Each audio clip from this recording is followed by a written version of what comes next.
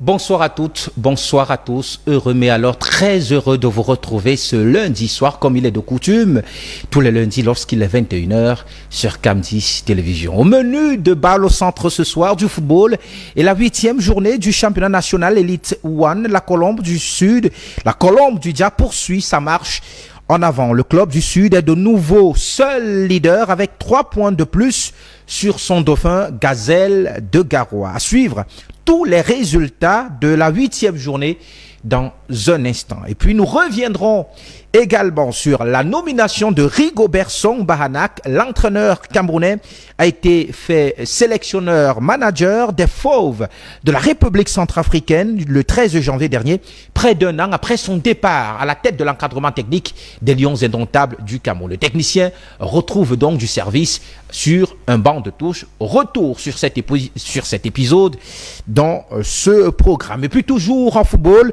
candidature à l'élection de membres du comité exécutif de la Confédération africaine de football. Samuel Eto'o, l'actuel président de la FECAFOOT, et Sédou Mbombo-Dioya, 4e vice-président de la CAF. Les deux personnalités, les deux Camerounais peuvent-ils s'unir et présenter une candidature unique au COMEX de la CAF, à l'élection de ce COMEX, alors que les deux personnalités sont pour le moment dans une bataille pour essayer d'obtenir la seule voix qui appartient au Cameroun. Les deux, peut-on espérer une union pour les deux personnalités au moment où les yeux sont rivés vers la CAF pour l'attente de l'annonce de cette liste de candidats retenus pour cette élection. Madame, Monsieur, voilà pour le sommaire. C'est ce que nous développerons dans ce programme.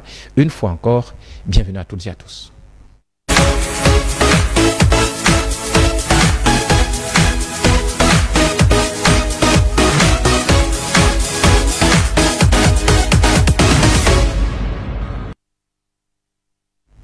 Nous sommes heureux, mais alors très heureux de vous retrouver une fois encore ce lundi soir. Il est 21h à Yaoundé. Et comme vous le savez, tous les lundis, nous sommes là dans le cadre de cette émission Balle au centre qui démarre à l'instant sur votre télévision républicaine. Et aujourd'hui encore, je suis en compagnie d'invités prestigieux. Ils viennent tous du monde du football, chacun dans son domaine précisément. Et ensemble, nous allons essayer de vous apporter des éléments de réponse aux questions que vous vous posez. Elles sont nombreuses, ces questions, ces préoccupations que vous avez concernant tous les sujets qui seront abordés dans le cadre de cette émission ce soir. Très ravi de vous retrouver et je suis aussi heureux de retrouver mes amis sur le plateau. Eric Joël Mingue, que nous n'avons pas eu depuis quelques semaines. Il est de retour sur le plateau de Balle au centre aujourd'hui, tout comme de nouvelles personnes qui retrouvent donc le plateau de Cam10 Télévision.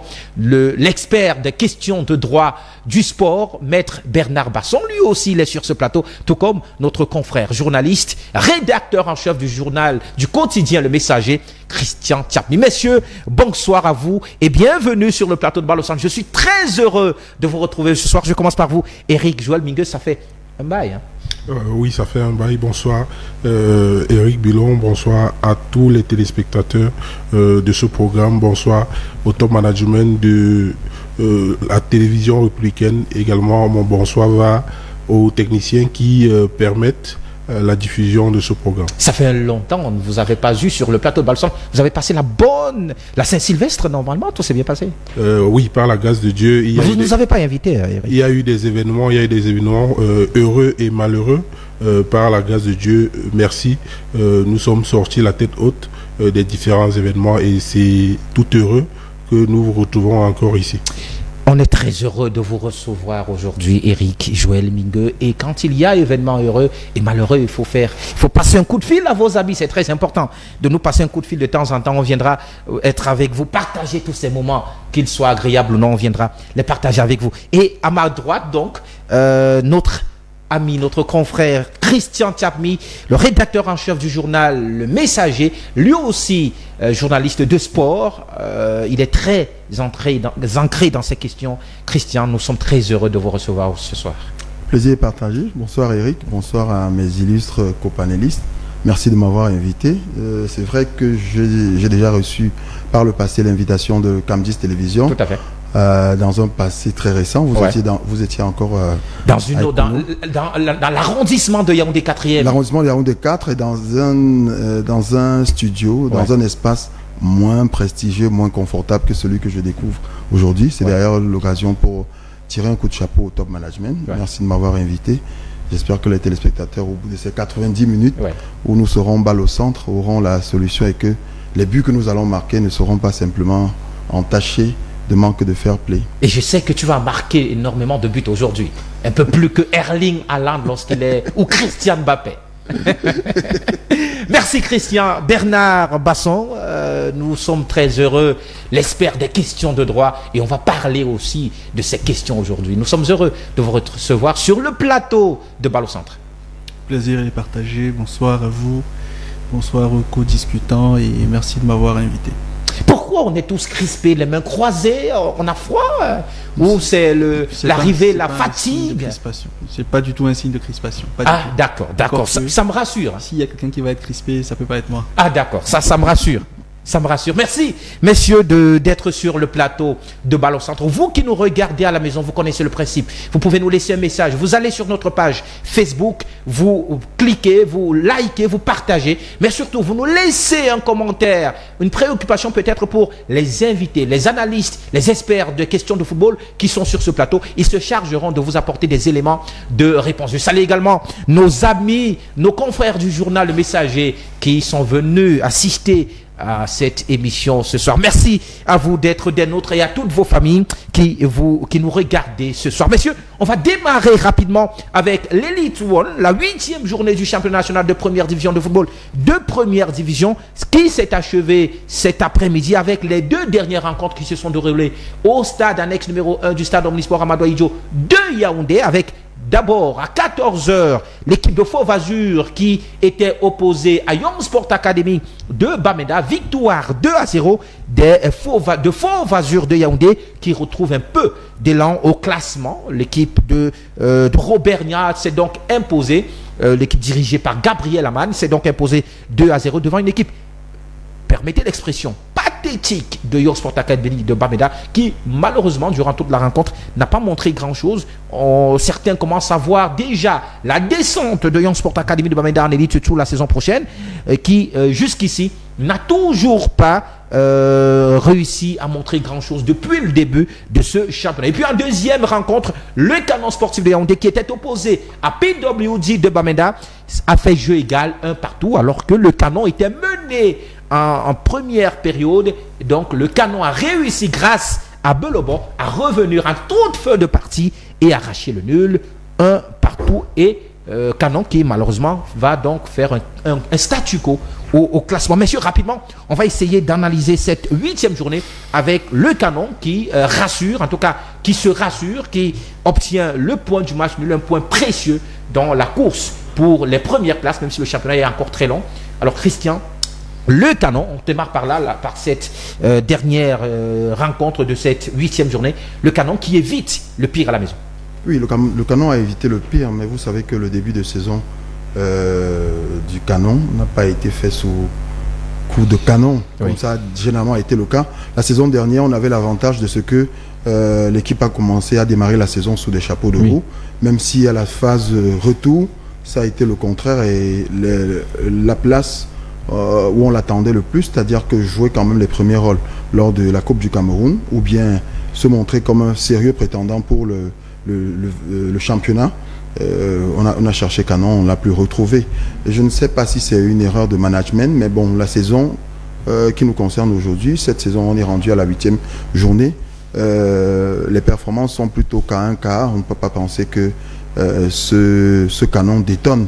On attend encore effectivement qu'on ressente dans cette équipe qui a une force collective, de voir comment elle va se comporter, jouer les premiers rôles, mais être plutôt la locomotive qui tire les wagons et non se battre plutôt pour être peut-être dans le ventre mou du tableau. Il y a davantage des faits qui ont été qu'il faut imputer peut-être au management. Vous savez qu'il y a eu beaucoup d'éclats de voix, beaucoup de levées de bois, beaucoup de volets de bois vert et de levées de boucliers au sein de l'encadrement de Canon à l'intersaison. Lorsqu'il fallait préparer cette saison, il y a eu beaucoup d'éclats de voix et les joueurs n'ont pas été préparé sereinement et même le recrutement s'est fait un peu, on va dire, commandant de scie, que ce soit pour celui qui va conduire l'encadrement technique. Vous savez qu'il y a eu comme une espèce de jeu de rôle entre le coach qui était prétendument annoncé pour conduire aux destinées du club cette saison, et aussi beaucoup d'autres prétendants qui ne bénéficiaient malheureusement pas, qui ne rentraient pas dans les bonnes grâces du top management. Et la saison a été telle que vous l'avez vécue, avec un autre bémol, le fait que le ministère délégué à la présidence chargé de la défense refuse finalement le stade qui est celui du Canon, le stade militaire, ne puisse lui accorder ce stade pour ces matchs lorsque c'est le Canon qui accueille. Et s'en est suivi aussi la polémique autour de l'attribution des stades avec la facture jugée. Oui, non, c'est pas avant les recettes. La facture jugée onéreuse pour l'allocation des stades par la Fédération camerounaise de football, qui pensait que l'Office national des infrastructures et des équipements sportifs, l'ONIES, était en train de lui donner une douloureuse qu'elle ne pourrait pas supporter au regard des contraintes financières dans lesquelles elle se retrouve à l'orée de cette saison. Et tous ces éléments mis ensemble n'ont pas permis à ce que le Canon commence une saison sous des chapeaux de roue comme on l'aurait espéré. Parce que quand vous parlez de Canon, vous parlez quand même d'un corps qui est déjà nonagénaire. Ouais. On tire vers le centenaire du Canon. Ouais. Et c'est plus un Canon qui devait simplement se battre pour exister, mais davantage, fort de son palmarès et de la longue expérience dans le football local, jouer les premiers rôles, comme je dis, mais davantage se relancer dans la conquête des titres et pouvoir les glaner. Malheureusement, le Canon, donc, même s'il n'est pas dans les bas-fonds du classement, il est quand même pas mal positionné au classement à l'issue de cette 8e journée. Eric, Joël, un partout pour le Canon sportif de Yaoundé. D'abord, le but de PW, dit de Bamenda, inscrit à la 29e minute de jeu par Blaise Ndifochou, qui permet à PWD d'être devant au score. Et puis, en fin de partie, Steve Belobo, rentré quelques minutes plus tôt dans la partie, permet donc au Canon sportif d'arracher le point du match nul, un point précieux, vraiment très précieux, pour ne pas être distancé déjà avec les équipes qui peuvent peut-être pas prétendre à la place africaine, puisqu'il n'y en aura qu'une seule équipe en fin de saison, le champion, mais de rester à la course aux premières places. Eric, à la suite de tout ce qu'a dit mon prédécesseur, Christian, il faut reconnaître, il y a quelques années, quand le projet Kwakum is back a été révélé est-ce qu'on peut encore parler au grand public, justement, j'en venais justement, parce que autant on était enthousiaste avec la révélation de ce projet qui était suffisamment élogieux, qui était suffisamment étoffé. On s'attendait aujourd'hui à retrouver véritablement ce Canon-là qui a fait les bonnes heures du football camerounais.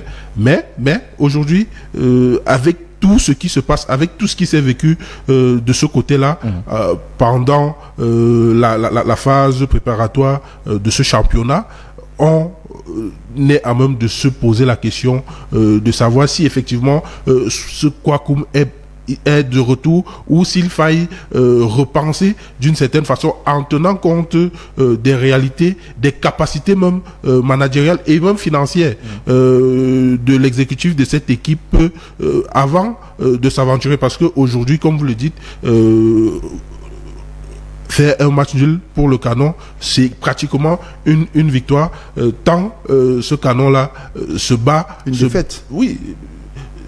Tant le Canon, non. Aujourd'hui, pour moi, c'est une victoire, parce que s'il faut apprécier, s'il faut analyser les difficultés par lesquelles... Du début de saison. Oui, du début de saison, vous avez un entraîneur qui a pratiquement préparé son équipe. À quelques jours du début de saison, il est débarqué. Un autre qui arrive. Il y a l'exécutif qui ne s'entend pas sur ci et sur ça.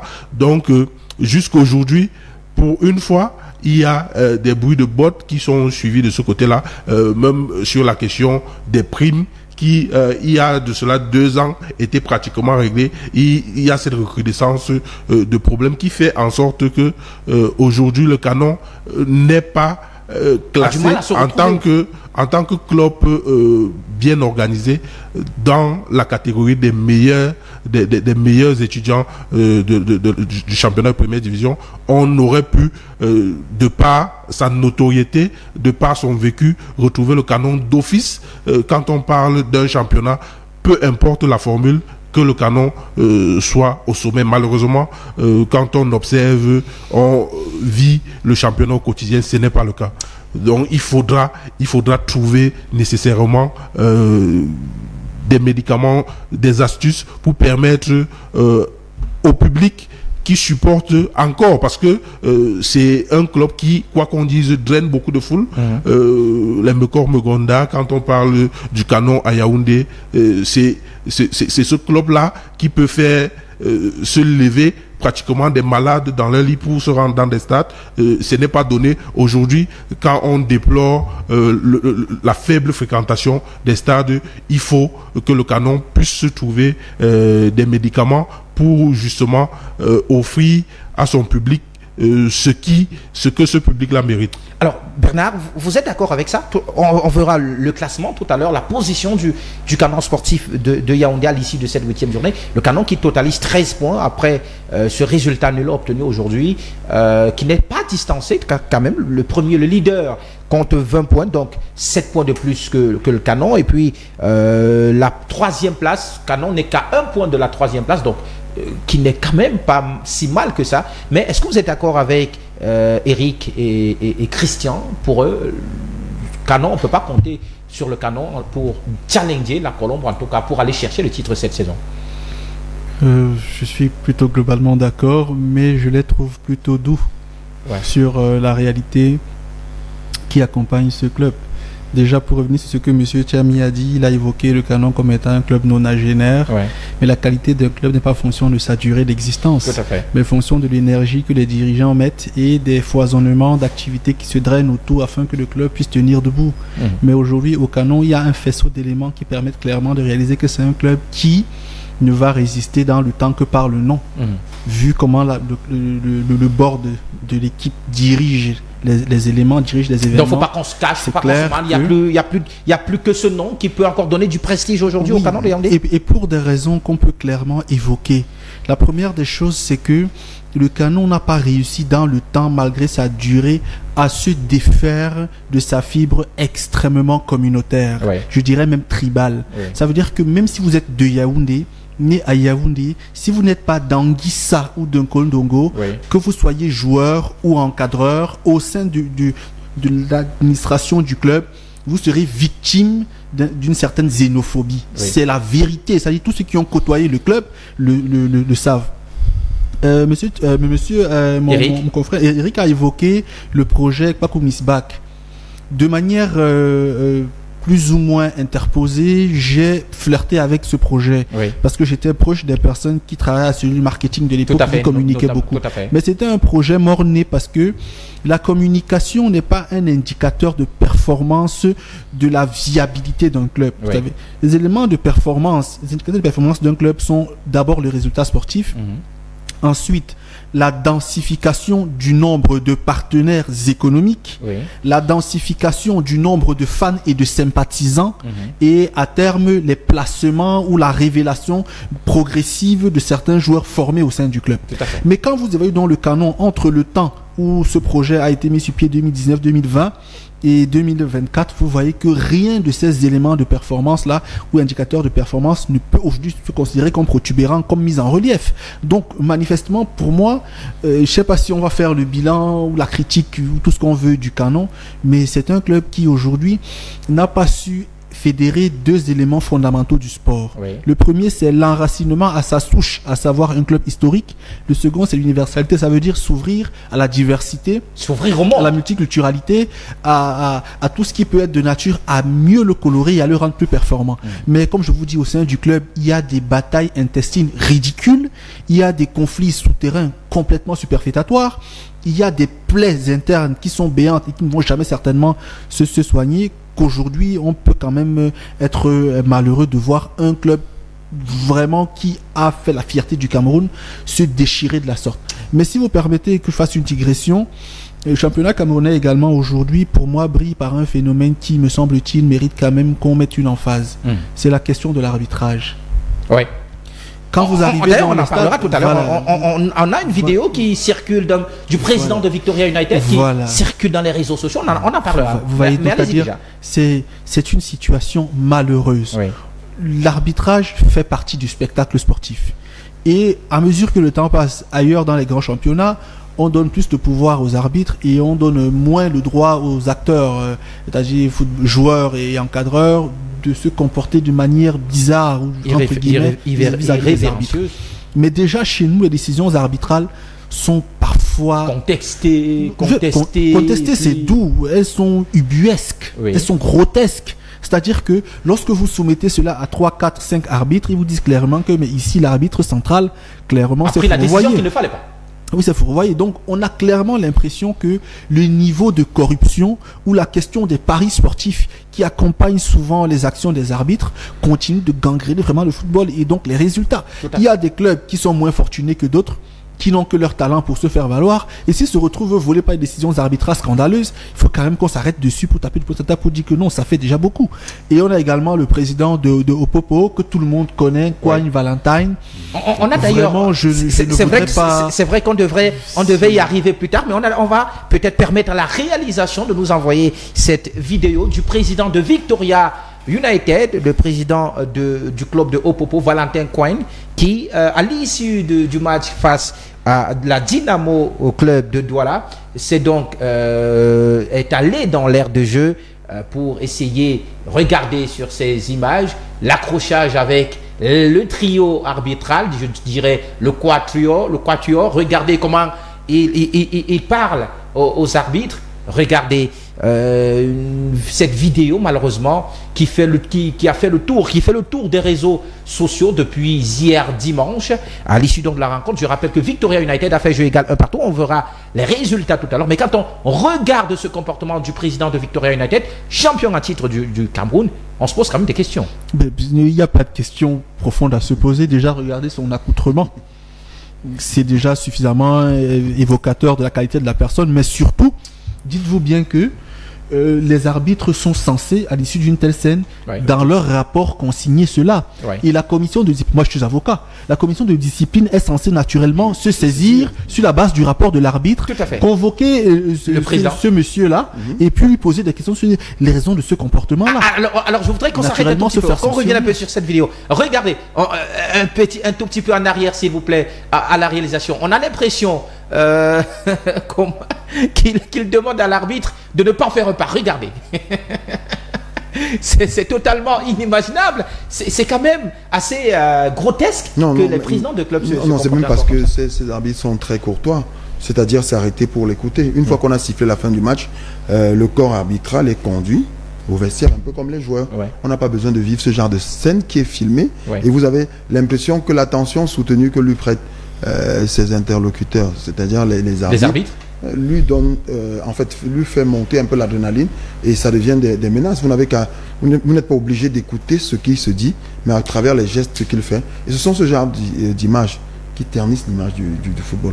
On n'a pas besoin de le faire. Les présidents de clubs autrefois ont brillé par des altérations avec les entraîneurs, c'est-à-dire qu'il est dans les tribunes et il ronte, il hurle. Parfois, il procède à des il arrive à quitter son siège pour aller sur le banc de touche et commencer à tempêter, menacer même d'en venir aux mains avec l'entraîneur. Ce sont des images qui ternissent notre football. Si on le veut professionnel, ce genre d'image nous ramène encore des siècles en arrière. On aurait plutôt, et comme Bernard le disait tout à l'heure, c'est le lieu de saisir les... On a des commissions qui ne sont pas là à passer la saison à ne rien faire. Saisir la commission de discipline et même la commission des litiges. Parce qu'il y a des commissions qui sont mises sur pied pour traiter ce genre de cas. Soit vous faites appel, vous attendez simplement. Il y a une méthodologie, il y a un mode opératoire à adopter. Quand vous sentez peut-être que vous avez été volé. Volé ou victime d'une injustice au terme d'un match. Ce que vous faites, vous saisissez la commission. Vous le faites et vous le portez. Vous ne venez pas à Mondo Vision pour qu'on vive ce genre de scène qui, pour ma part, n'honore pas. Et vous savez C'est quel président de club à plus fort de celui qui a été champion, c'est le président du club champion du Cameroun.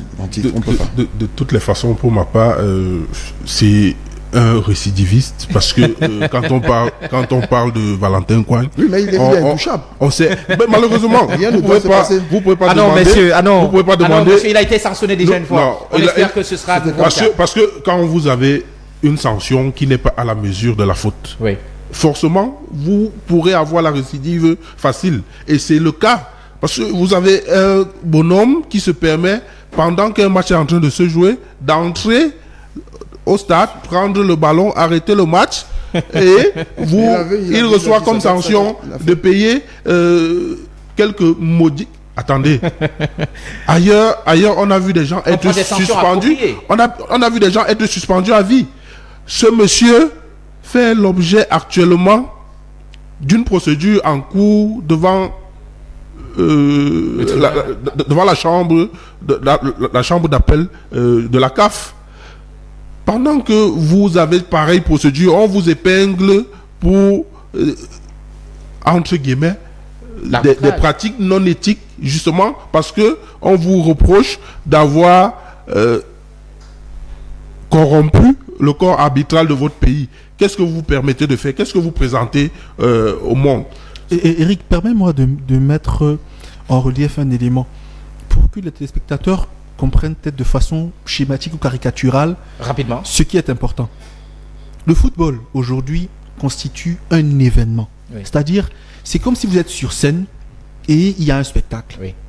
Si un intrus se retrouve sur la scène de spectacle, toute la salle se trouve plus ou moins estomaquée. C'est-à-dire que le spectacle a ce qu'on appelle un devoir ou une obligation d'intégrité. Ça veut dire qu'il faut maintenir le spectacle intègre de bout en bout. Voilà pourquoi les institutions sportives condamnent tous les actes de nature à porter atteinte à l'intégrité du football. Ça peut être la corruption, les paris sportifs, la violence, le racisme, tout ce que vous voulez. Oui. Donc, par le comportement de M. Coigne Valentine, il porte atteinte à l'intégrité du football au Cameroun et de façon plurielle, c'est-à-dire de façon multiforme, protéiforme. Oui. Ce qui fait que pour moi, minimalement, il devrait être suspendu. Et maximalement, suspendu de toute activité de football pendant très longtemps. Parce que c'est des sanctions prévues par le code disciplinaire de la FECAFOOT. Donc, clairement, le voir encore au bord d'un stade est quand même scandaleux. Et voilà, c'est quand même assez discréditant pour l'institution qu'est la FECAFOOT à un moment donné. Alors, parce que ce qu'il faut dire, s'il est capable de récidiver après ce qu'on sait de lui, il l'a fait à Bafoussam, il l'a fait à Limbe, il le fait encore. Demain, qu'est-ce qu'il fera? Est-ce qu'il s'en prendra physiquement à ces habits-là? Il faut le sanctionner. Le Cameroun n'est pas un pays de voyous. Et si vous comportez comme tel, il faudrait être courageux. Même si vous êtes l'ami d'un tel, ce n'est pas la raison. Vous êtes mon ami, comportez-vous de façon honorable pour me permettre de vous protéger et de mériter votre amitié. C'est compris, Eric. En tout cas, le match s'est déroulé hier dimanche. Donc on espère que la commission appropriée fera son travail. On va rapidement prendre les résultats de cette 8e journée pour clore cette information s'agissant de la 8e journée de l'Elite One. On prend rapidement les résultats et le classement. Regardez les résultats de cette 8e journée. L'équipe de Stade Renard de Melon, c'était hier, s'est inclinée à domicile devant Gazelle de Garoua. Union de Douala s'incline également à domicile face à Coton Sport de Garoua. Ça c'était, Stade Renard et Union, c'était mercredi dernier, c'était pas hier, c'était mercredi dernier. Les rencontres qui se sont déroulées hier. AS Fortuna Donfou, ici à Yaoundé, l'a emporté 1-0 devant Aigle du Mungo. La Colombe Sportive du Dia, le leader, s'est imposé également 1-0 devant les Astres de Douala. La Panthère Sportive du Ndé, première victoire de Yves Clément Aroga, 2-0 devant Bamboutos Football Club de Mbouda. Rien ne va plus à Bamboutos de Mbouda, qui a d'ailleurs un nouvel entraîneur. On en parlera tout à l'heure en quelques minutes seulement. Fauve Azur de Yaoundé, on l'a dit, cet après-midi, l'emporte 2-0 devant Yon Sport. Canon 1, PWD 1. Et puis enfin, Victoria United de Libé, justement, dont on parle, a fait jeu égal 1-1 devant la Dynamo de Douala. Au classement, rapidement, au classement. Regardez, la Colombie est en tête avec 20 points après 8 journées. Seuls 3 points devant l'équipe de Gazelle de Garoua qui totalise 17. Et puis l'équipe de Victoria United complète le podium avec 14 points. Alors le Canon l'a emporté tout à l'heure. Donc le Canon part de la 5e pour la 4e place, donc derrière Coton Sport de Garoua. Les deux équipes sont à égalité de points, 13 points chacune des deux équipes. L'équipe de PWD Bamenda fait donc un statu quo au classement, même si PWD également, la Dynamo fait un statu quo au classement. La Panthère est donc juste derrière. L'équipe de Young Sport Academy de Bamenda n'y arrive toujours pas. Aucun match remporté depuis le début de la saison. Ça commence à devenir catastrophique. Alors rapidement, messieurs, on va aussi sortir de cette page football avec la valse des entraîneurs. Depuis le début du championnat de football, 5 entraîneurs ou 4 entraîneurs ont déjà fait l'objet de limogeage, de remerciements.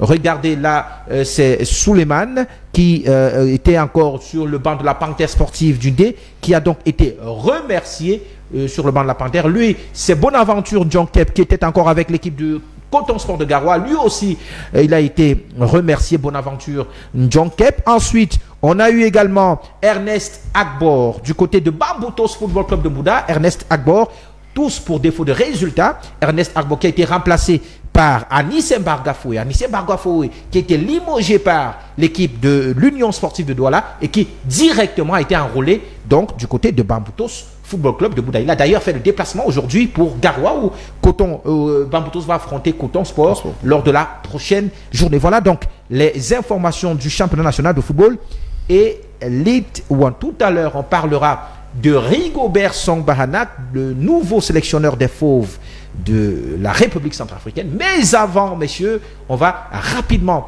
prendre une information, toujours en football, celle du championnat d'Afrique des Nations, le CHAN 2023. Vous le savez certainement, le championnat d'Afrique des Nations a donc été prévu pour le 1er février, du 1er au 28 février. Il a été reporté au mois d'août prochain par le président de la Confédération africaine de football, Dr Patrice Motsepe, pour permettre aux pays, la Tanzanie, l'Ouganda et le Kenya, de mieux se préparer, notamment dans la construction, la finition des infrastructures qui devront accueillir les rencontres. Mais avant de parler de ce report, regardez les groupes. La phase de groupe a été constituée pour ce championnat d'Afrique et les groupes, donc 19 pays ont été repartis dans les différents groupes.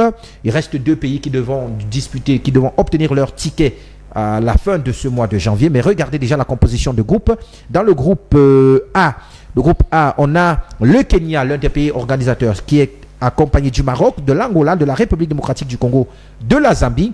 Le groupe B, celui de la Tanzanie, de Madagascar, de Mauritanie, du Burkina Faso et de la République centrafricaine. Attention, la République centrafricaine, tombeur du Cameroun à la phase éliminatoire. Le groupe C à présent, lui aussi composé de 5 équipes. L'Ouganda, le Niger, la Guinée et puis les 2 autres pays qui devront obtenir leur qualification. Et puis enfin, le groupe D, le Sénégal, le Congo, le Soudan et le Nigeria. Voilà donc les 19 pays qui ont été répartis dans 4 poules. 3 groupes sont composés de 5 équipes chacun. Et puis le dernier groupe, le 4e, n'en a que 4. Alors rapidement, le principe, à l'issue de la phase de groupe, 2 pays par poule vont obtenir leur ticket pour les quarts de finale. Ce seront les 2 premiers. Donc vous remarquez que dans les 3 premiers groupes, groupe A, groupe B, groupe C, chaque nation disputera 4 matchs au lieu de 3 comme ce sera le cas dans le groupe D. Rapidement, Christian, un mot sur ce tirage au sort avec une phase de poule inédite quand même, 3 poules de 5 et une de 4. Oui, c'est vrai que ça rentre un peu à contre-courant de ce qu'on a vécu lors des éditions précédentes du CHAN, mais vous savez que la nouvelle configuration impose peut-être vous voyez que tout à l'heure vous avez parlé du décalage, c'est-à-dire que du glissement de date. Ouais. On est quitté de février pour août. On peut dire qu'il n'y a pas qu'au Cameroun qui peut avoir glissement. Oui, pour le mois d'août, donc c'est-à-dire périodicité, formule et format de la compétition, cela peut changer, peut-être par souci d'obtenir en termes de performance pour rendre un peu la compétition plus reluisante, parce que vous savez que le CHAN c'est classé parmi les compétitions qui sont les moins cotées dans le calendrier de la Confédération africaine de football. Et pour le moment, La raison qui importe, c'est-à-dire celle grandie par la Confédération africaine de football pour justifier le report, c'est justement le fait que les pays organisateurs, que ce soit l'Ouganda, le Kenya ou la Tanzanie, ne sont pas prêts. Et pour la formule, pour ma part, ne devrait pas constituer un problème parce que cela appelle les équipes à se battre, à savoir que la lutte, c'est pour figurer parmi les 2 premiers et passer à l'étape suivante, c'est step by step. Et ce qu'on attend, malheureusement, le bémol qu'on a ici, et vous l'avez souligné fort à propos dans votre introduction, c'est le fait que le Cameroun ne prend pas part à cette compétition qui devrait effectivement montrer le niveau de notre équipe, de notre championnat, mais 2, aussi on avait peut-être des chances, peut-être pourquoi pas, de faire une moins piètre figure que ça a été le cas lors des précédentes éditions, excepté celle du Cameroun en 2021, je crois. Oui. Oui, donc je pense que dans l'organisation, il y a un souci pour la CAF de rendre plus performante la compétition, mais aussi plus attractive. Et on attend simplement août. Vous savez que de février jusqu'au mois d'août, je pense que ces 3 pays ont le temps de faire les derniers réglages pour accueillir la compétition qui, vous le savez, l'habitude veut qu'on pense que lorsque il y a une co-organisation, cette fois-ci, on est moins d'attractivité, mais on attend et on espère qu'on aura une belle compétition de CHAN, comparée peut-être, et vous savez, vous pouvez faire le rapprochement avec la prochaine Coupe du Monde, Canada, Mexique, États-Unis, et cela ne va peut-être rien enlever au charme de la compétition. Ce qu'on attend de voir, c'est de voir à quoi valent nos équipes sur le plan local et qu'elles le démontrent à suffire lors de cette compétition. Malheureusement, le Cameroun qui ne participera pas donc au CHAN 2025. Alors Eric, qu'est-ce qui vous marque pour ce CHAN? Le report qui passe donc de février au mois d'août prochain. Les dates ne sont pas encore annoncées, même si le président de la CAF a indiqué que ce sera bel et bien au mois d'août. C'est cela ou alors les 19 pays? C'est un format un peu spécial quand même pour cette saison. Je rappelle que 19 pays vont prendre part à ce CHAN, contrairement aux éditions précédentes. Donc, ça a modulé un tout petit peu le format de la phase de groupe. 5 équipes sur 3 poules et puis une qui n'en aura que 4. Oui, Eric, le CHAN est une compétition justement que la CAF veut positionner au niveau de ces plus grandes compétitions. Mais elle n'y arrive pas. Pour pouvoir réaliser, justement, c'est la raison pour laquelle elle demande aux acteurs, aux pays organisateurs de suffisamment mettre de moyens, et c'est ce qui a justifié au moment de l'attribution à ces 3 pays que ce format-là soit adapté pour justement permettre au pays de mettre suffisamment de moyens, même si jusqu'ici ce n'est pas tout à fait un pari gagnant, parce que le pari sur le délai n'a pas été remporté. On attend voir ce que ça apportera. Maintenant, comment développer véritablement le football africain si plusieurs pays qui vont normalement prendre part à cette compétition sont à la traîne au niveau du développement professionnel? C'est le cas au Cameroun, même si on peut se vanter d'avoir un championnat qui se dit professionnel, mais dans la pratique on sait ce que vivent les acteurs, ce que vivent les footballeurs, ce qui constitue des freins à l'épanouissement et même au développement du football. Donc voir le CHAN à un niveau suffisamment attractif, c'est d'abord investir beaucoup d'argent sur le développement du football dans les différents pays, le Cameroun aussi. Le championnat d'Afrique des Nations, le CHAN donc, qui se tiendra au mois d'août prochain. Bernard, le Cameroun ne participera pas, éliminé par une très belle équipe de la République centrafricaine. L'équipe senior, l'équipe A, sera désormais dirigée par un technicien camerounais. Vous connaissez très bien Rigo Berson, on en parlera tout à l'heure. Mais cette élimination précoce par la RCA qui participe pour la première fois à une phase finale de compétition continentale de cette envergure, est-ce que vous attendez à un sursaut d'orgueil du CHAN ou alors de la RCA au CHAN, ou alors vous voyez déjà cette équipe se faire balayer au premier tour? Peut-être pas balayer, mais ce sera difficile quand même pour la Centrafrique. de jouer les premiers rôles, parce que dans la compétition quand même je pense que on détermine facilement que c'est un reflet du niveau réel des championnats africains. C'est pour cela que l'élimination du Cameroun, loin de me faire plaisir, n'est pas une surprise, parce qu'il est clair que depuis de nombreuses années aujourd'hui, c'est-à-dire c'est pas depuis 3 ou 4 ans, mais c'est depuis 2010-2011, parce que la dernière fois que Cotonou Sport de Garoua a fait finale de la Ligue des Champions africaine, c'était en 2008 ou 2009 me semble-t-il. Et puis il y a eu demi-finale de la Coupe de la CAF également il y a quelques années. Oui. Mais excepté le Cotonou Sport de Garoua qui tente parfois de végéter notre championnat, c'est clair que il n'est pas au niveau. Ça peut choquer de le dire, mais des fois quand vous arrivez au stade, vous avez l'impression que le niveau il est très bas. C'est-à-dire aucun joueur camerounais ne peut valoir facilement 100 000 euros sur Transfermarkt. Quand vous les comparez donc aux joueurs d'Afrique du Nord, c'est pas du tout le même niveau. 65 millions de francs CFA. Ou à ceux de l'Afrique australe, c'est-à-dire Afrique du Sud, Tanzanie justement, Mozambique. Ce sont des pays qui commencent à structurer leur championnat. Vous avez un pays comme la Tanzanie où un joueur peut facilement gagner 4 000 $ de salaire par mois. Au Cameroun, pour avoir 100 000, il faut que certains présidents de clubs grondent les arbitres, arrivent en culotte ou alors en matelot devant les gens et se présentent en spectacle en Mondovision carrément. Donc le niveau du championnat camerounais, il faut le dire, il est faible. C'est pas la faute à quelqu'un, c'est une faute d'ensemble. C'est-à-dire que entre les acteurs et les activités, il y a un problème de la formation, moi je le dis. Il y a que les brasseries du Cameroun qui restent relativement constants en termes de formation. Mais nos clubs d'élite, parfois, se retrouvent en train de voler des joueurs un peu partout dans d'autres clubs de Ligue 2 ou de région. Ça finit par créer des contentieux, ainsi de suite. Donc les clubs ne prennent pas sur eux de se structurer pour avoir un projet à terme et devenir compétitif. Les brasseries également du Cameroun continuent d'être dans leur business, dans leur dynamique d'affaires, parce que moi, j'aurais pu suggérer à la fédération de voir les meilleures académies du Cameroun et de leur dire, par exemple, que, écoutez, lorsque vous avez évacué vos meilleurs talents pour l'étranger, il faut au moins que ceux du second niveau de vos talents rentrent dans nos championnats pour relever le niveau.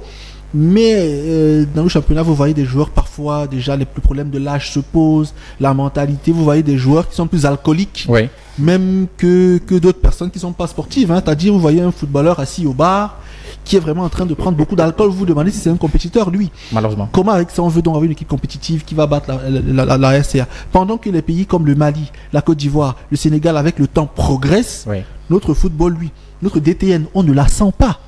C'est-à-dire le laboratoire du football national qui doit définir le prototype jusqu'au phénotype du joueur qu'on pourrait appeler en sélection, c'est-à-dire la taille, la morphologie par poste. Ça se fait ailleurs. On vous dit par exemple qu'un numéro 6 en France, excepté N'Golo Kanté, on vous dira c'est peut-être 1m82 minimum, parce qu'il faut cette gabarit devant la défense, etc.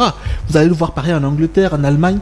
Chez nous, on ne sait même pas quel profil on veut dans les buts, quel profil on veut en latéral, quel profil on veut. Donc, c'est pour ça que c'est un fourre-tout, ce qu'on appelle souvent en langage plutôt vulgaire, et boulganjanga total. Ça veut dire un désordre généralisé. Voilà, et on peut...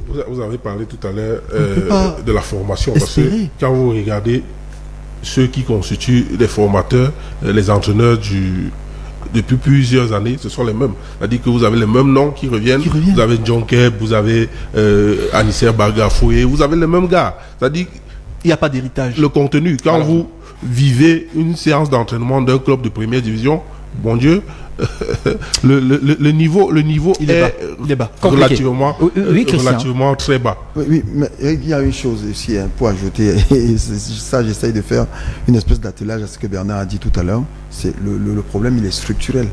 Effectivement, il est structurel. Il a parlé tout à l'heure des joueurs alcooliques, mais quand il faut que quelqu'un vous convainque que effectivement le mec qui passe là est footballeur. C'est-à-dire qu'il a au moins 2 matchs par semaine.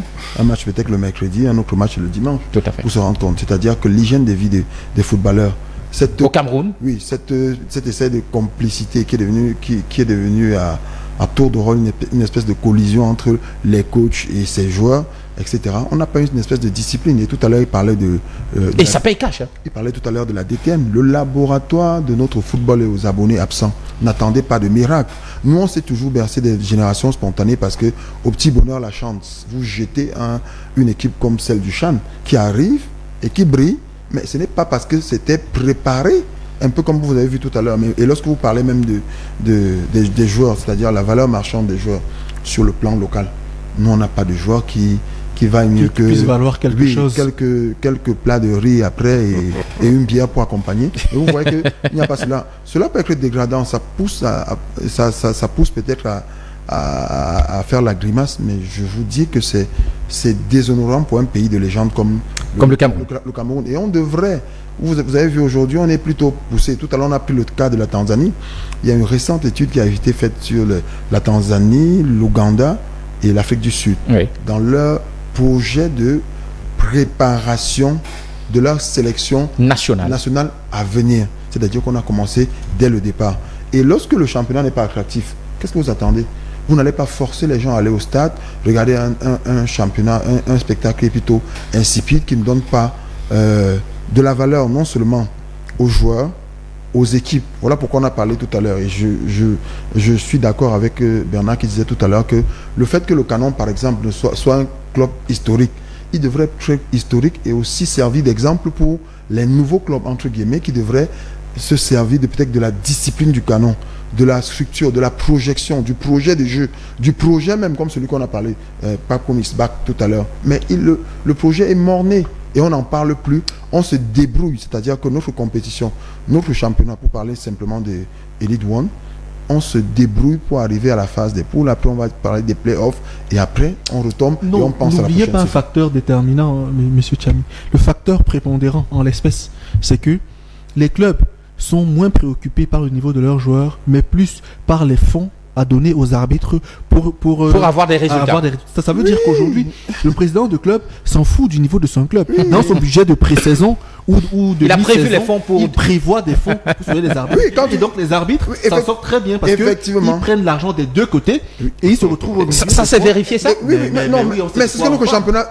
Ça peut choquer parce que c'est les langues se délient. Ne donnez pas l'impression que c'est une mafia ou la loi de l'Omerta pousse des gens à se terrer, à se murer dans un silence déconcertant et que personne n'en sache rien. Non, mais c'est effectivement cela. Le mal, le cancer de notre football aussi, c'est au niveau de l'arbitrage. Mais vous ne savez pas qu'il y a des arbitres qui, à l'orée d'une saison, a déjà son planning. Pourquoi vous vous posez pas la question?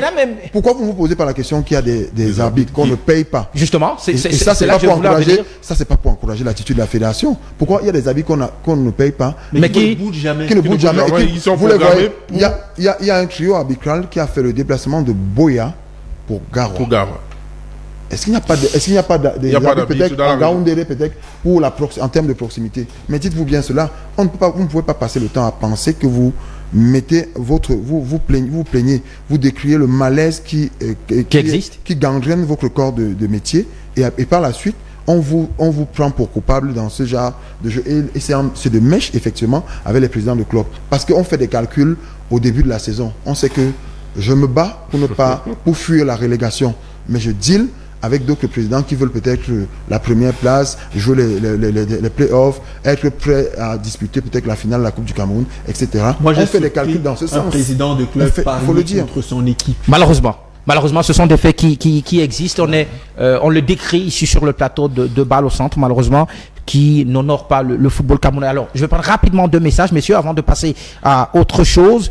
Pour répondre à Eric Joël, les sanctions ne doivent pas non plus être comme un règlement de compte. Parlant tout à l'heure de la sanction qui devrait être infligée au président de Victoria United. Et puis un autre qui dit, cette affaire d'entraîneur prouve que les clubs ne signent pas de contrat avec des entraîneurs, des clauses qui suivent. Donc, pour parler justement de cette question des entraîneurs. Donc, merci pour ces messages. N'oubliez pas, vous pouvez nous laisser vos préoccupations. Les experts sur le plateau se chargeront de vous apporter des éléments de réponse. Messieurs, on va parler d'autres choses. Tout à l'heure, on parlera, n'oubliez pas, de la candidature des élections aux membres au comité exécutif de la Confédération africaine de football, avec notamment Samuel Eto'o, le président de la Fédération camerounaise de football, et Seydou Mboumodia, l'actuel 4e vice-président de la Confédération, donc la CAF.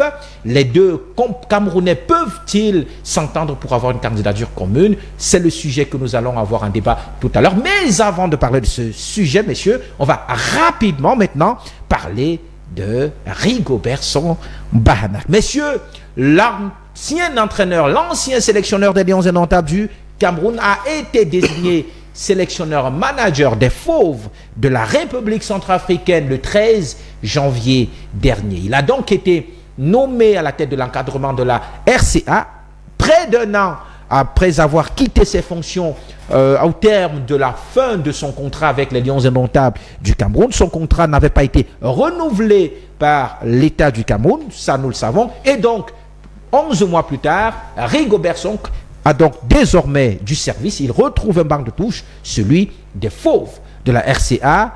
Il a été nommé pour 2 ans, un contrat de 2 ans qu'il attend, donc avec pour mission de qualifier la RCA pour la prochaine, non, la CAN 2027, puisque celle de 2025, elle déjà cuite. La RCA n'a pas réussi à se qualifier pour la CAN 2025, donc il devra la qualifier pour la CAN suivante, mais aussi pour le mondial 2026. Messieurs, Rigobert Song qui a donc un nouveau challenge. Rapidement, on va essayer d'analyser cela pour cette information.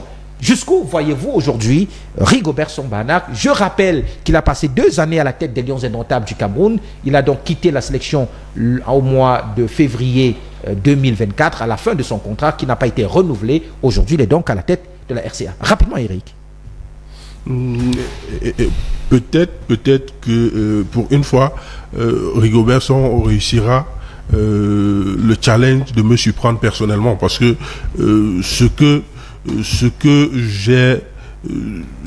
je peux dire de lui en regardant son parcours, c'est un entraîneur quelconque.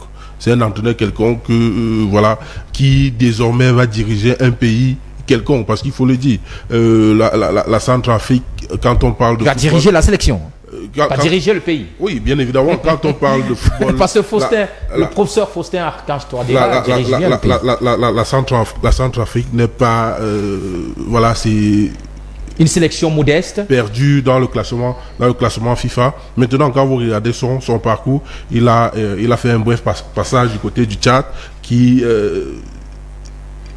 la sélection tchadienne, qui l'a abandonné de façon très silencieuse. À une période un peu compliquée aussi. Très silencieuse, c'est-à-dire du jour au lendemain, on s'est rendu compte que Rigobert Song n'était plus le sélectionneur de cette équipe du Tchad. Il est revenu au Cameroun et il a pris plusieurs sélections de jeunes pour des résultats que nous connaissons tous. Donc, je voudrais ne pas en dire davantage et simplement laisser qu'il ait cette possibilité de me surprendre positivement pour une fois. Alors, Bernard, comment avez-vous accueilli cette nouvelle, la nomination de Rigobert Song Bahanak à la tête de la sélection de la RCA? Humainement parlant, j'étais satisfait. Humainement parlant, parce que c'est quelqu'un pour ce qu'il représente, Rigobert Song. Ouais, il n'avait plus, entre guillemets, de travail. Là, il retrouve un travail. Donc voilà, on est toujours content pour les personnes lorsqu'elles ont de bonnes nouvelles dans leur vie. Sportivement parlant, naturellement, je me suis dit, c'est quelqu'un qui a une certaine expérience, qui peut apporter un plus. Moi, je pense qu'entraîner la Centrafrique, c'est plus facile qu'entraîner le Cameroun, pour une raison simple. Au Cameroun, il y a de très grandes attentes.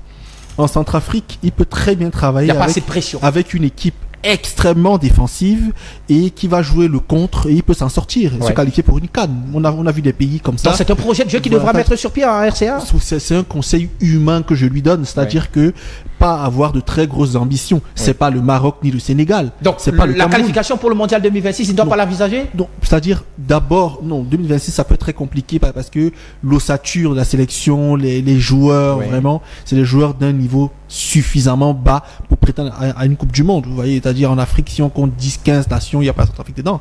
Donc pour moi, Rigo, déjà que les poules ont déjà été constituées et que la RCA n'est pas très bien embarquée. S'il joue la carte de l'humilité, c'est-à-dire il dit écoutez, moi j'ai pas une foudre de guerre, je fais une équipe, je mise sur mes milieux défensifs, mes défenseurs centraux, je prends des défenseurs centraux grands de taille athlétique qui peuvent jouer 2 heures de temps, j'ai 2 flèches devant qui vont souvent contrer, avec un but marqué on peut gagner une rencontre. Donc pour moi il joue la carte de l'humilité, il décide de faire un bloc serré, il contre, il va parfois gagner, parfois faire nul, il perdra peu et voilà, il pourra avoir de la confiance dans son effectif, il gagne des rencontres. Moi je pense que, du moins, moi à sa place c'est ce que j'aurais fait. Donc je suis content pour lui, je lui souhaite bon courage et bonne chance. Je pense que là-bas ça peut être, s'il est discipliné, plus facile qu'au Cameroun où il y a beaucoup plus de pression. Alors Christian, pour vous, Rigo peut-il réussir ce nouveau challenge qui s'offre à lui? Non, c'est la carte de l'humilité. Je ne voudrais pas dire comme Eric que c'est un entraîneur quelconque. c'est bien sous son magistère, parce que l'histoire est têtue. Elle retiendra que c'est sous son magistère que le Cameroun s'est qualifié. Pour le mondial, d'abord. Dans le tohu-bohu de Blida face à la sélection algérienne. On a obtenu in extremis sur le fil notre qualification pour le mondial qatari. Après avoir perdu au match aller à Douala. Après avoir perdu au match aller, à un moment où on pensait que les carottes sont cuites pour le Cameroun, une autre énième non-participation à ce grand rendez-vous mondial. C'est également sous magistère qu'on a été qualifié pour la CAN, même si les résultats sont très peu élogieux lors de la CAN 2024 en Côte d'Ivoire notamment.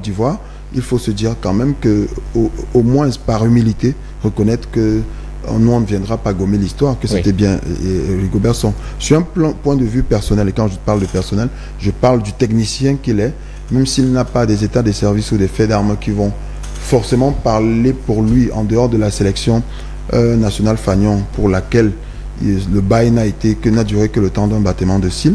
Il est bien pour lui de se dire qu'il faut jouer la carte de l'humilité. Et donc, si je vous entends bien, c'est déjà bon, oui. C'est déjà bon que ce soit la sélection de la justement, RCA. C'est la question, si vous entendez bien, c'est la sélection qu'il lui fallait peut-être, Rigobert Song, bien sûr, pour se relancer. Oui, non, pas pour, bien sûr. Après le Tchad, c'est la RCA. Si vous voyez, si vous mettez de côté, si vous mettez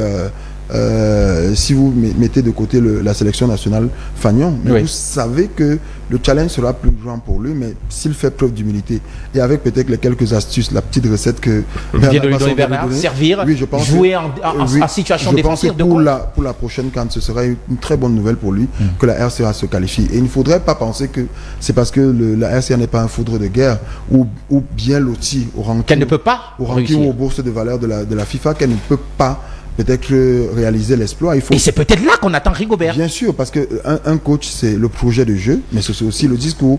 On a vu des coachs qui ont échoué, qui ont succédé à un coach qu'on a pensé qui a fait chou blanc, et revenu et échoué, alors qu'il avait peut-être un projet de jeu plus reluisant dans la sélection qu'il a quitté. Donc pour Rigobert Song, pour le Camerounais qu'il est.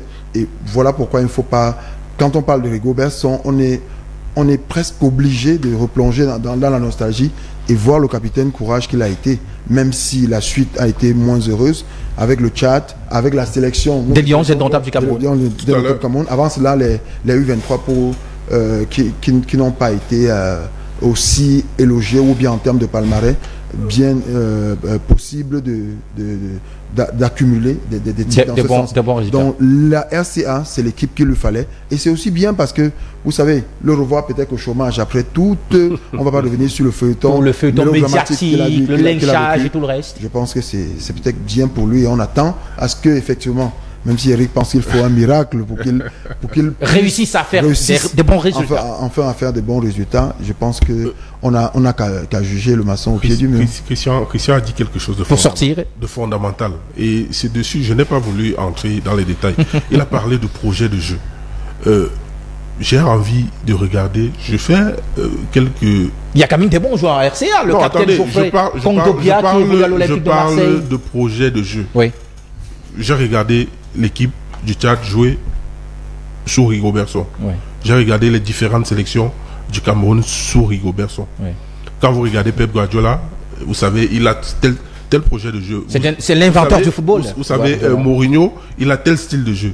Ils ont un projet de jeu. Malheureusement, vous savez, nous avons toujours la possibilité, chaque individu a la possibilité de se réinventer, de se recréer. Et vous pensez que Rigo ne peut pas se le faire Jusqu'ici, le projet de jeu que j'ai vu avec Rigobert Song est quasi inexistant.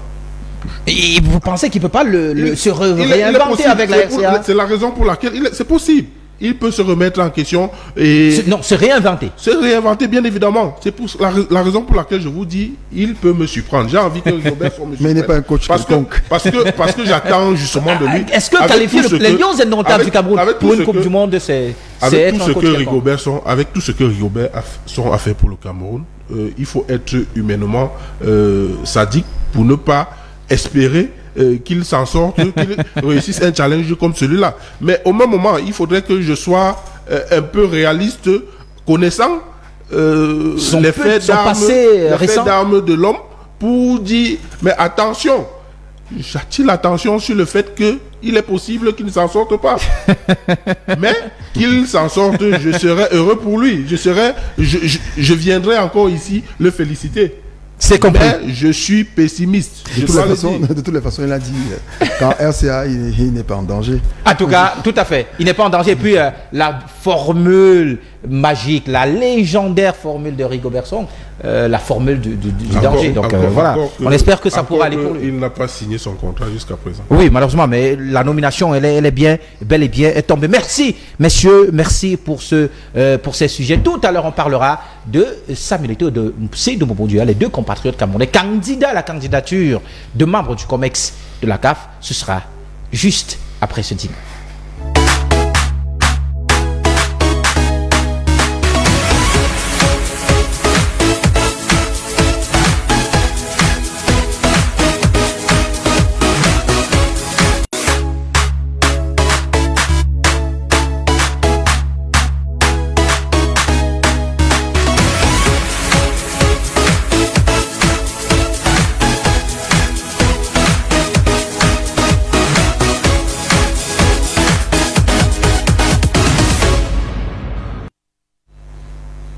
De retour sur le plateau de Ballon Centre sur Cam10 Télévision. Merci d'être en notre compagnie. Si vous venez de nous retrouver, il est 22h03 à Yaoundé. Sachez que vous êtes sur BAL au centre de l'émission de sport. Je suis en compagnie de nos trois invités ce soir. Bernard Basson, qui est donc juriste, qui est donc avocat, expert des questions du droit de sport. Christian Tchabmi, journaliste lui aussi de sport, des questions de sport. Et notre ami Eric Joël Mingue, qui est juriste et qui s'occupe également des questions relatives au sport. Messieurs, on est donc ensemble pour 30 minutes encore, pour 26 minutes encore. Et cette fois, nous allons parler de ce sujet qui est donc au centre de notre mission de Ballon Centre ce soir, concernant la candidature, ou alors les candidatures comme membre au comité exécutif de la Confédération africaine de football. L'élection est prévue au mois de mars prochain, mais en attendant la date butoir, la Confédération africaine de football devrait rendre dans les prochains jours les noms des candidatures retenues pour l'élection comme membre du COMEX, puisque le président, le seul candidat, c'est le docteur Patrice Motsepe, président sortant. Il sera donc candidat à sa propre réélection.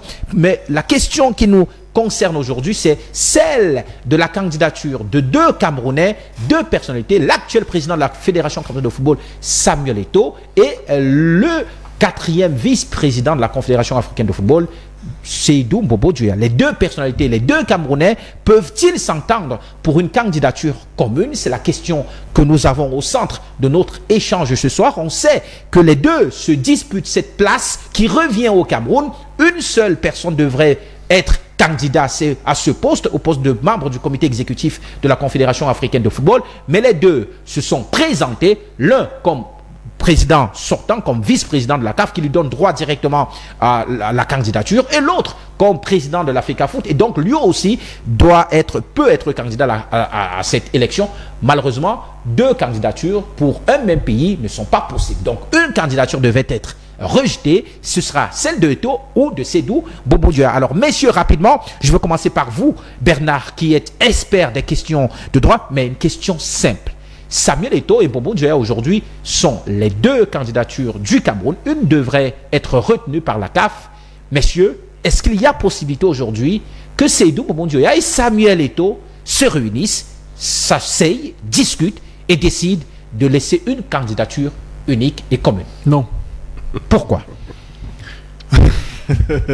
Les copanélistes rient. C'est évident, la réponse est évidente. C'est-à-dire que il ne faut pas être sorcier, il ne faut pas être rabat-joie. Vous savez, il y a des évidences qui parlent d'elles-mêmes. Premièrement, si on fait une lecture purement sociale, on connaît très bien les antécédents entre les deux.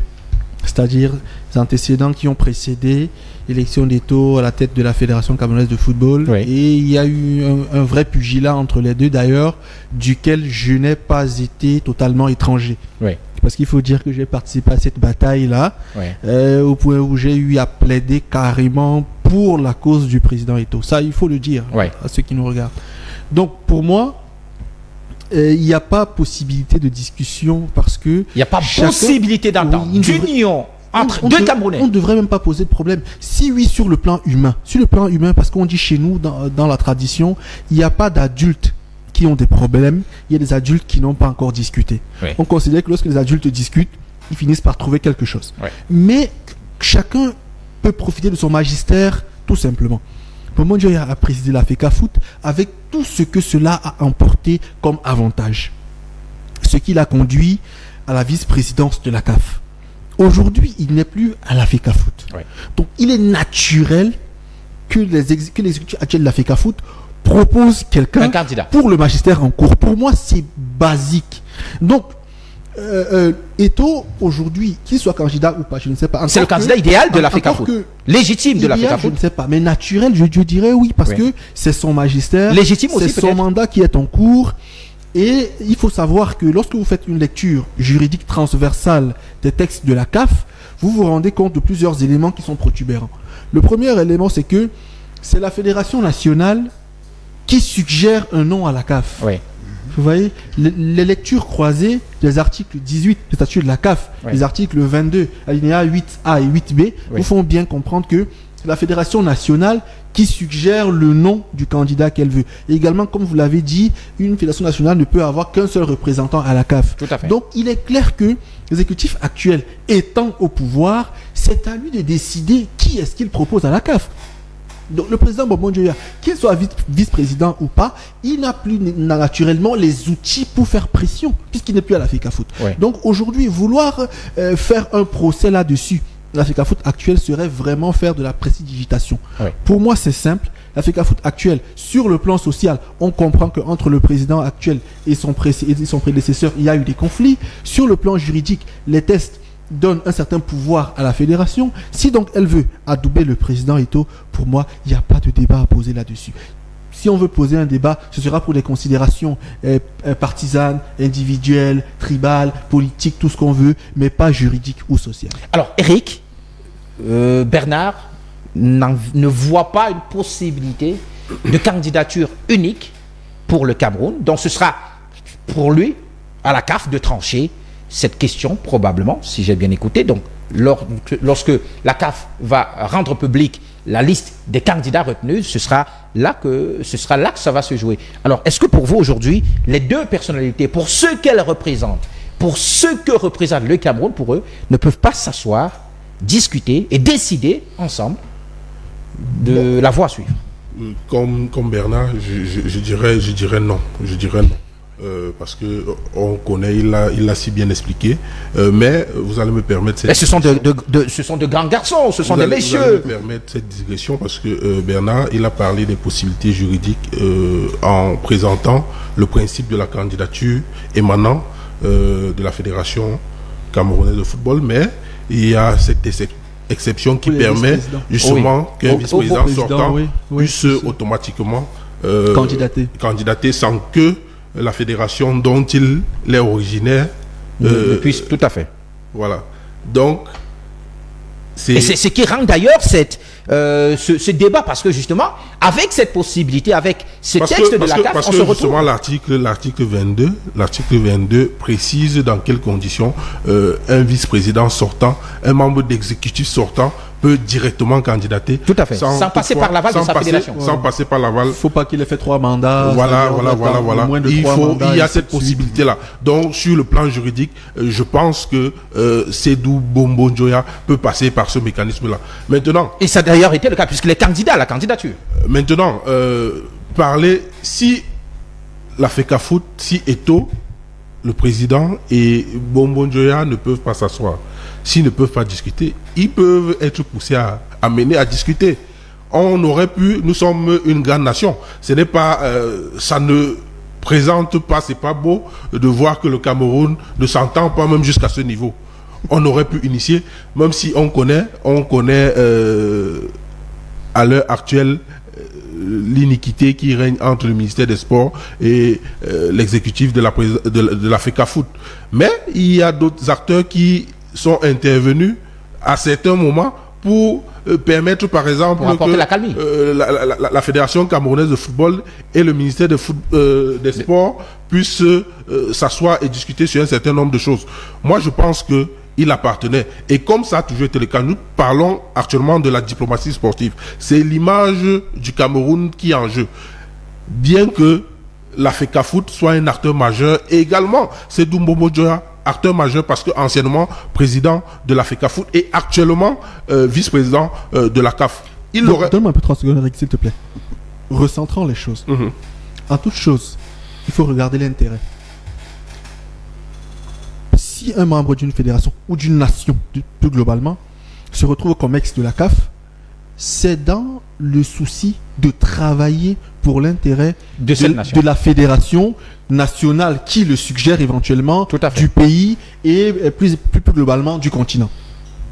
Aujourd'hui, vu que Samuel Eto'o se retrouve à la tête de la FECAFOOT et que M. Mbombo Djoya et Samuel Eto'o, c'est clair, ne sont plus les plus grands amis du monde, quel est l'intérêt pour M. Djoya de candidater, si ce n'est que l'intérêt personnel? Deuxièmement, et je vais sortir par là, en l'état actuel des choses, quel est l'intérêt pour la FECAFOOT d'avoir quelqu'un qui va se retrouver à la CAF et qui peut possiblement, c'est-à-dire de manière même imaginaire, travailler contre la fédération? Parce qu'il faut bien savoir qu'aujourd'hui, pour la fédération, avoir quelqu'un à la CAF au nom du Cameroun, mais qui n'est pas en accord avec la FECAFOOT, reste quand même un problème suffisamment majeur. Tout à fait. Donc pour moi, on peut vouloir débattre, mais clairement, de manière élégante, le président Mbombo Djoya doit comprendre que il a eu son magistère, il a eu des avantages attachés à son magistère. Aujourd'hui, quelqu'un d'autre est là, il ne devrait pas être un obstacle à cela. Pour moi, il devrait l'être de manière élégante. Alors Eric, je reste un peu sur Bernard. Alors, on se rappelle quand même qu'il y a une procédure disciplinaire liée à l'éthique qui vise le président de la Fédération camerounaise de football, Samuel Eto'o, qui peut éventuellement l'annuler ou alors l'empêcher de candidater. Dans ce cas, est-ce que Sédou Mbombo Djoya ne se retrouve pas en position légitime de vouloir porter le Cameroun? Bien sûr, encore qu'il faut le dire, hein. C'est-à-dire que le jury d'appel de la CAF, on disait récemment, a rejeté ça. Honnêtement, s'il fallait que la CAF applique le droit, c'est-à-dire le droit du sport que j'ai appris à l'école, Eto'o serait sanctionné plus durement que les $20 000 qu'il a pris comme sanction. Ça, c'est la vérité. C'est-à-dire que s'il faut recouper les éléments de preuve, les éléments à charge qui pesaient contre Eto'o, c'est-à-dire les enregistrements, la question de 1xBet et tout, et qu'il fallait appliquer le droit, Eto'o aurait dû être sanctionné. Bon, il ne l'a pas été pour des raisons que la CAF connaît. Moi, je ne suis pas juge à la CAF. Vraiment, ils ont leur décision. Maintenant, les différentes sanctions qui jonchent le parcours d'Eto'o sont clairement de nature à lui causer préjudice. Il faut bien le dire, parce que la CAF a en plus des statuts, un code électoral, c'est-à-dire un dispositif législatif qui lui permet d'examiner les candidatures. Et il est très possible que Eto'o ne passe pas entre les mailles du filet du fait des sanctions qui ont été prononcées contre lui. Vraiment, c'est une situation qu'il faut clairement envisager du point de vue juridique. Et donc là, Mbombo Djoya pourrait passer. Moi, je suis dans le principe en disant que vraiment, si la CAF doit, c'est-à-dire constate que les éléments des deux candidats sont entre guillemets propres, c'est-à-dire les dossiers sont digestes, sont véhiculables, pour moi, il n'y a pas matière à débattre entre Eto'o et Mbombo Djoya, puisque l'un est actif et l'autre, pour le moment, ne l'est pas au sein de la FECAFOOT. Tout à fait. Vous voyez. Mais s'il faut toucher aux aspects liés à l'éthique, à la gouvernance, au procès en cours ou aux décisions rendues, là, il est clair que le président Eto'o peut clairement être... le candidat... Le candidat Eto'o peut être clairement... peut être pris, c'est-à-dire peut être... pris en tenaille et ne plus être... peut être saisi vraiment et évincé au profit de quelqu'un d'autre, clairement. Et ce ne serait pas une injustice, hein, il faut le dire. Ce ne serait pas une injustice. De toutes les façons, il y a une dimension qui est ignorée, la dimension diplomatique. Je tiens à le souligner. Que le Cameroun se retrouve à la CAF par le biais de la FECAFOOT ou par une autre personne défendue, soutenue par l'État du Cameroun. Il s'agit bien de l'image du Cameroun qui est défendue. Parce que, autrefois, on sait comment ça se passe quand il faille choisir, par exemple, un pays organisateur. La voie du Cameroun est généralement définie, où nous savons tous. Le choix du Cameroun est défini à la présidence du Cameroun. Donc, c'est la raison pour laquelle je pensais à un moment, on aurait pu les inviter, les deux, les faire asseoir. Et ok, voilà ce qui se passe. C'est le Cameroun avant tout. Un tel abandonne, se retire et laisse passer l'autre. Simplement parce que c'est toujours ce que le Cameroun a fait. Mais il y a des éléments forcément qui reviennent de ce que l'un des deux serait plus téméraire et moins ouvert à la discussion. Voilà, et on se retrouve donc à ce niveau. Mais vous l'avez bien. Vous songez à qui quand vous le dites? Non, nous savons tout ce qui est téméraire. Alors Christian, la situation semble être plus complexe qu'elle ne le paraît. Aujourd'hui, Samuel Eto'o, qui, comme l'a expliqué Bernard, peut être en situation défavorable, est-ce que cela ne devrait pas le conduire, et vice-versa d'ailleurs, que ce soit lui, Eto'o, ou Seydou Momo Dioya, est-ce que la situation ne devrait pas les conduire à s'asseoir, à décider ensemble de ce qu'il y a lieu de faire? Non, mais je pense que quand vous posez la question, je sais que la volonté d'Éric de brandir la diplomatie comme l'antidote de cette guerre à distance entre Samuel Eto'o et Seydou Momo Dioya, je pense que j'ai bien peur que cela ne soit qu'un vœu pieux. Parce que vous parlez de deux personnages dont vous semblez ignorer les antécédents. Et je pense que Bernard l'a brossé tout à l'heure. Oui. Vous voyez Samuel Eto'o serrer la main de Seydou Momo Dioya depuis qu'il est à la Confédération africaine de football comme 4e vice-président. C'est l'esquive. Pendant les congrès, pendant les comités exécutifs ou l'Assemblée générale de la CAF, avez-vous surpris une photo entre les deux en train de... La dernière, c'était avant... En train de deviser, c'est-à-dire qu'ils se parlent. La dernière, il me semble que c'était lors de la passation de service à la fédération, à la tête de la fédération camerounaise de football. On a d'ailleurs l'image avec le concours de la réalisation. Dans une froideur incroyable. Et vous, quand je parle d'antécédents, je ne me limite pas simplement parce que vous êtes entré par la sortie. La passation de service, c'est après le magistère de Seydou Momo Dioya. Oui. Qui a positionné Seydou Momo Dioya? Parlons dans le langage de la FECAFOOT principalement lors des élections. Tout le monde sait que c'est Eto'o. Il était le candidat de Samuel Eto'o, mais on ne sait par quel miracle, 2 ans peut-être après son mandat, après 2 ans de mandat à la tête de la FECAFOOT, il y avait déjà des guéguerres, c'est-à-dire qu'il y avait des clans qui se formaient déjà pour ternir l'image du mandat de Seydou Momo Dioya et pour s'assurer de ce que, effectivement, lui qui voudrait se représenter, c'est-à-dire candidat à sa propre succession, ne parviendrait pas. Et vous avez vu toute l'énergie, tout le stratagème et toute la machine qui a été déployée, l'artillerie de l'autre qui a été déployée pour que M. Samuel Eto'o soit élu, parce qu'il était comme le candidat, en fait, qu'il apportait peut-être le salut, après un magistère jugé plutôt très peu élogieux, très difficile pour Seydou Momo Dioya, parce que nous ne le mentons pas, celui qui a savonné la planche pour Seydou, après l'avoir pris comme le poulain, comme son poulain en restant majestueusement en back-office, c'est bien Samuel Eto'o. Oui. Donc nous ne fonçons pas vers une évidence aujourd'hui comme il faut. C'est l'histoire de Guillaume Onombia, 2 prétendants, un mari. Il faut absolument choisir quelqu'un qui va représenter le Cameroun. Mais est-ce que vous avez convoqué les antécédents? Après 4 années pratiquement où ils ne se saluent pas, où ça a été des guéguerres, et c'était une lutte, une guerre ouverte. Aujourd'hui, quand vous voyez que les deux, ils sont Camerounais, n'attendez pas que c'est à la faveur des élections qu'ils se souviennent qu'ils ont un drapeau, qu'ils ont une nation à défendre. Oui. Parce qu'ils sont fils du Cameroun depuis fort longtemps. Et au regard aujourd'hui, quand on parle de l'enjeu, Bernard a si bien fait de dissocier la place de Seydou Momo Dioya, qui bénéficie peut-être à la faveur des textes d'un mandat encore au bureau comme membre du comité exécutif, parce que il n'a pas, ce serait son 2e mandat, oui. Et les textes l'y autorisent. Et aussi Samuel Eto'o qui a plutôt un enjeu et un intérêt parce que candidat du Cameroun et donc de la Fédération camerounaise de football. Mais vous pensez que cela sera possible? Malheureusement, et c'est cela où peut-être l'Eto'o pourra se refermer sur le président de la Fédération camerounaise de football. C'est justement les 2 cas de figure que vous venez de citer. Au besoin, la sanction attendue en mi-janvier, courant janvier, où nous sommes, du jury d'appel de la CAF pour des questions d'éthique et tout ce que vous savez là-dessus, que la sanction tombe comme une massue et donc le disqualifie, ou encore entre février et mars, qu'il y a une autre affaire au tribunal arbitral de sport, que cela vienne à le disqualifier de la course.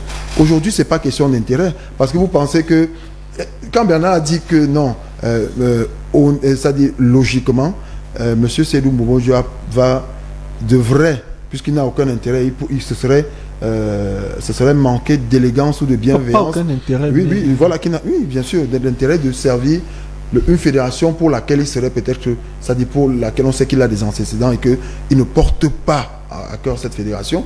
Il y a peut-être cela, mais vous ne pensez pas qu'il va logiquement, pour employer l'expression de Bernard tout à l'heure, laisser son siège, parce que la guerre va se poursuivre jusqu'à ce niveau. C'est clair.